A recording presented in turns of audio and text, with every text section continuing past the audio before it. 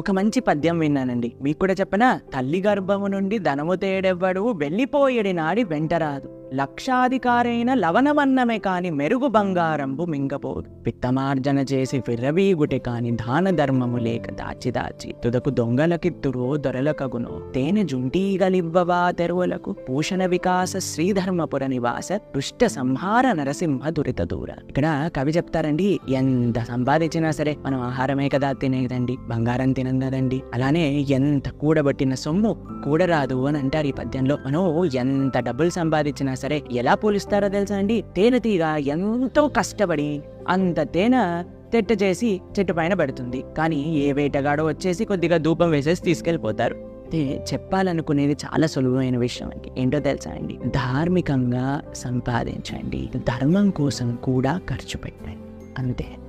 Hare Krishna.